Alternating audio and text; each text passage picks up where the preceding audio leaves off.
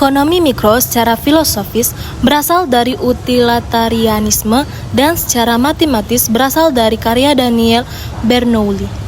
Adam Smith dianggap sebagai bapak teori ekonomi mikro karena telah memberikan dasar dan konsep yang jelas secara utuh. Ekonomi mikro adalah ilmu yang mempelajari kegiatan ekonomi dari produsen dan konsumen dalam mengalokasikan sumber daya produksi. Teori ekonomi mikro juga disebut dengan teori harga. Teori permintaan dan penawaran mendasari pemahaman terhadap konsep pasar.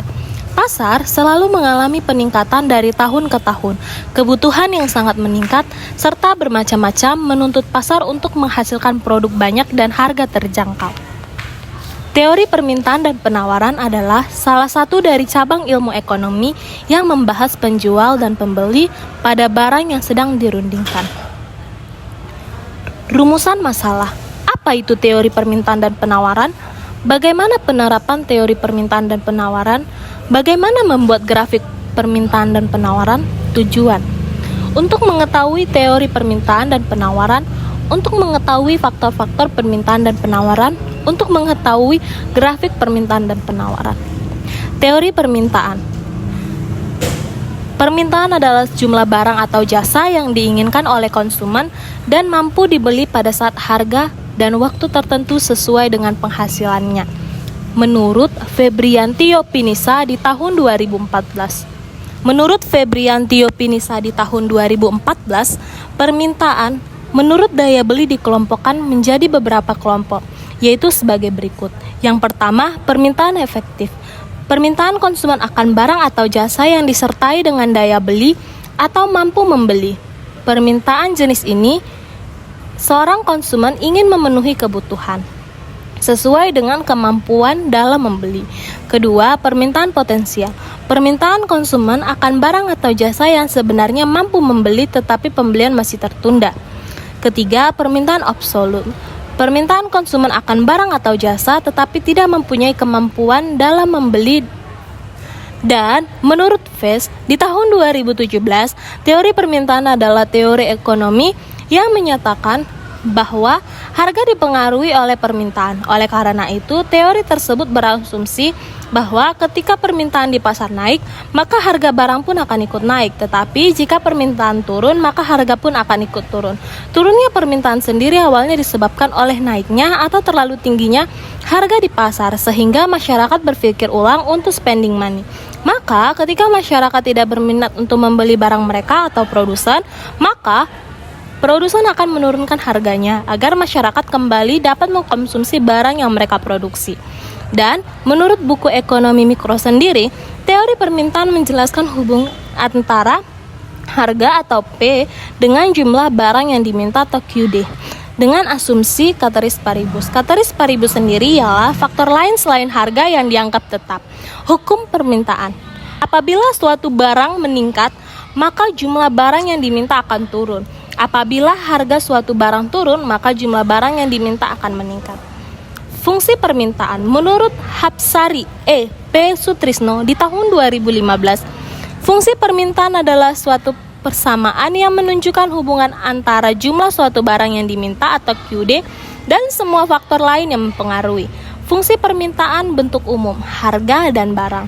P sama dengan A dikurang BQ atau Q sama dengan A dikurang BP.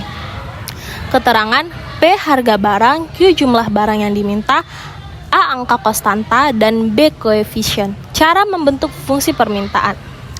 P dikurang P1 per P2 dikurang P1 sama dengan Q dikurang Q1 per Q2 dikurang Q1. Keterangan P harga barang, Q jumlah barang. Kurva permintaan. Kurva permintaan adalah suatu kurva yang menggambarkan sifat hubungan antara harga sesuatu barang tertentu dengan jumlah barang yang diminta para pembeli, yang melambangkan skedul atau hukum permintaan. Dalam gambar kurva permintaan di atas, terdapat dua sumbu, yaitu vertikal dan horizontal, yang mempunyai fungsi dan pengertian yang berbeda. Sebagai contoh, saat harga kopi Rp20.000 per bungkus, permintaan sendi sebanyak 2 bungkus. Namun, saat harga barang turun menjadi Rp18.000 per bungkus, permintaan sendi naik sebanyak 3 bungkus. Berapa fungsi permintaan sendi? Penyelesaiannya yaitu diketahui Q1 sama dengan 2, P1 sama dengan Rp20.000, Q2 sama dengan 3, P2 sama dengan Rp18.000. Nah, cara mengerjakannya yaitu menghitung menggunakan persamaan garis lurus, yaitu Q kurang Q1 per Q2 dikurang Q1 sama dengan P dikurang P1 per P2 dikurang P1. Lalu, harga dan permintaan yang tadi kita masukkan ke rumus menjadi Q kurang 2 per 3 kurang 2 sama dengan P kurang 20.000 per 18.000 dikurang 20.000. Selanjutnya, Q kurang 2 per 1 sama dengan P dikurang 20.000 per min 2.000. Lalu, 4.000 dikurang 2.000 Q sama dengan P dikurang 20.000. Lalu, 4.000 kita pindahkan ke kanan, sehingga min 2.000 Q sama dengan 4 dikurang 24.000. Q sama dengan 12 dikurang 0,0005 P. Jadi, fungsi permintaan Cindy yaitu Q sama dengan 12 dikurang 0,0005 P. Jika harga barang Rp16.000, maka Q sama dengan 12 dikurang 0,0005 dikali 16.000. Yang didapat hasilnya yaitu 4. Faktor-faktor yang mempengaruhi permintaan. Menurut Anggraini, tahun 2006, faktor-faktor yang mempengaruhi permintaan ialah sebagai berikut. Yang pertama yaitu harga barang itu sendiri. Yang kedua, harga barang lain. Yang ketiga, pendapatan konsumen. Yang keempat, cita masyarakat atau selera masyarakat. Yang kelima, jumlah penduduk. Yang keenam, musim atau iklim. Dan yang ketujuh, kondisi sosial dan ekonomi. 8, persaingan produsen. Yang kesembilan, pajak atau subsidi. Dan yang terakhir, yang ke-10 yaitu faktor produksi. Teori penawaran. Teori penawaran adalah teori yang membahas hubungan antara jumlah barang yang ditawarkan dan tingkat harga barang itu sendiri. Dalam teori penawaran, produsen dapat mengubah penawaran kepada konsumen menggunakan faktor harga, barang, dan mengasumsikan faktor-faktor lain yang bersifat tetap. Menurut Ahad, tahun 2017, teori penawaran menunjukkan bahwa jika jumlah barang ditawarkan sangat banyak atau melebihi permintaan, maka harga barang tersebut cenderung akan turun. Sebaliknya, jika jumlah penawaran barang tersebut relatif sedikit atau lebih sedikit dari permintaan, maka harganya akan cenderung untuk naik. Menurut Kasdi, tahun 2016. Adapun definisi penawaran, menurut Shibuya tahun 2013, hubungan antara harga suatu barang dengan jumlah barang yang ditawarkan.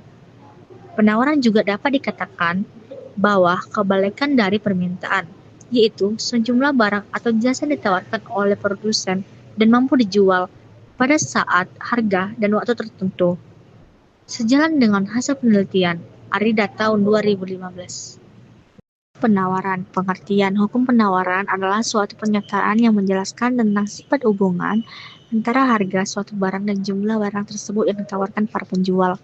Dalam hukum ini dinyatakan keinginan para penjual untuk menawarkan barangnya apabila harganya tinggi, dan bagaimana pula keinginan untuk menawarkan barangnya tersebut apabila harganya rendah. Hukum penawaran pada dasarnya mengatakan bahwa makin tinggi harga suatu barang, semakin banyak jumlah barang tersebut akan ditawarkan oleh para penjual. Sebaliknya, makin rendah harga suatu barang, semakin sedikit jumlah barang tersebut yang ditawarkan. Jika kita menghasilkan barang atau jasa berkualitas tinggi, maka sudah sewajarnya harga yang dikenakan untuk barang atau jasa tinggi.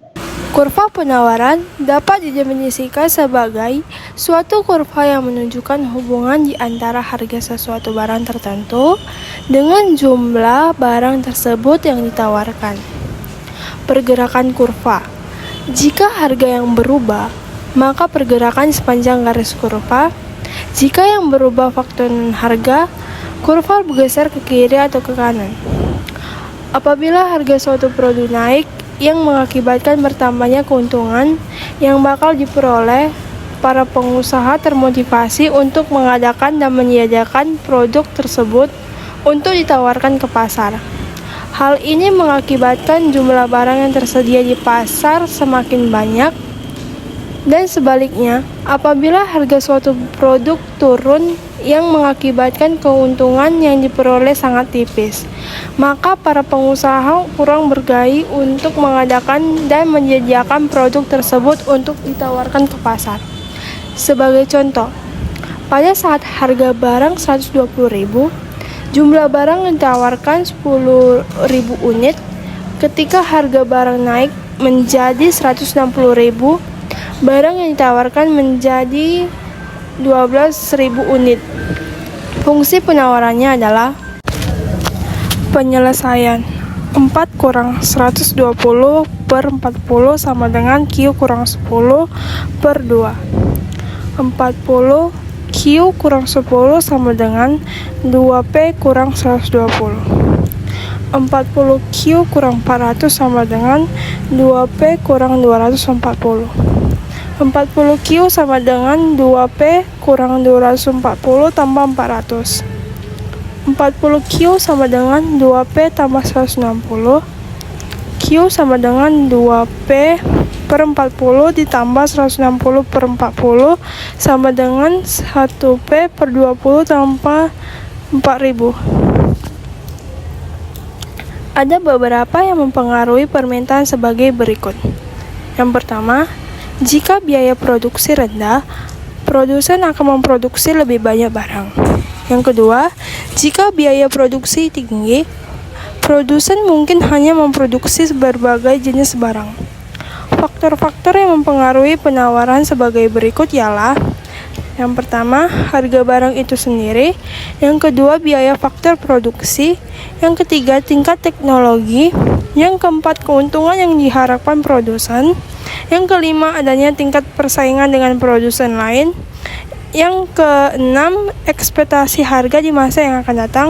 Yang ketujuh, perubahan harga barang lain. Yang kedelapan, banyaknya produsen.